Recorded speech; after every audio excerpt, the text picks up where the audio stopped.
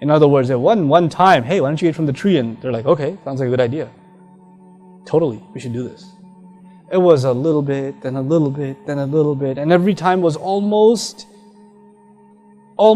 inconceivable that we're doing something wrong.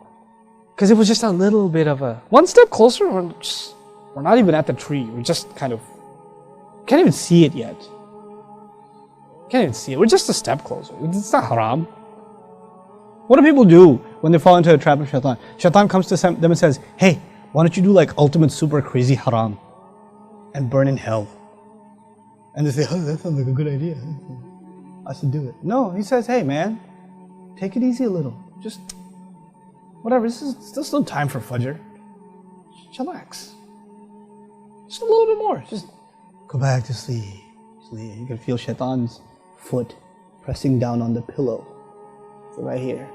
You get up and something forces you down. And you're like, I got a little bit of time.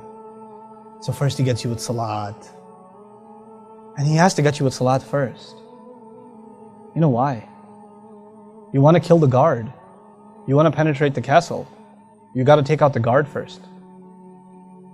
Right? So get you with salat first. You start saying, oh, just whatever. I prayed at 8 o'clock. It's a big deal. At least I prayed. It's like the security guard who shows up late. Is there a possibility that the enemy went in before you got there? Yeah? Possibility, right? What does Allah say about salat? Inna salata tanha anil fahsha'i wal munkar. Salat is what prevents you from shamelessness. When your salat starts falling apart, does shaitan have opportunity to do other stuff with you? Ooh.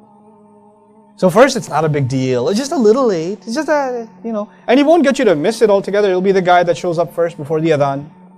Then you don't have to go that early. Show up after the adhan. Then be like, you don't have to pray all the sunnahs. It's not fard. Then you're like, okay. Okay, well, salat's at 8:15. It's only 8 right now. Just go at 8:10. Then a couple of weeks later, he'll be like, look, you're going to catch salat.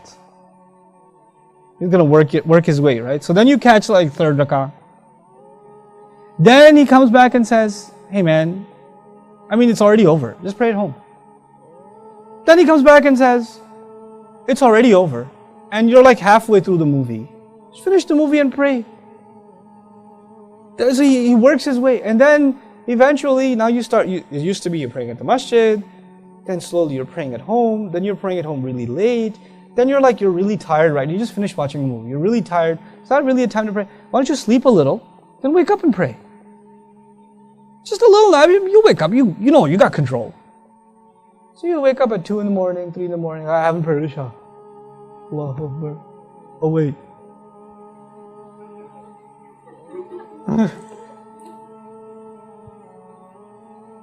Dallahuma bighurur. And while he's doing this, while the security has gone down, because this is all security, salat is security.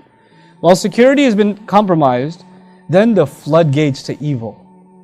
Because this is good, salat is good. But leaving it opens the doors to evil. That's when he does that other stuff. So the kinds of movies you watch changes. The kinds of stuff you expose yourself to changes. You start becoming a different kind of person. A personality change starts happening. But it all happens very little at it. He's got a lot of patience.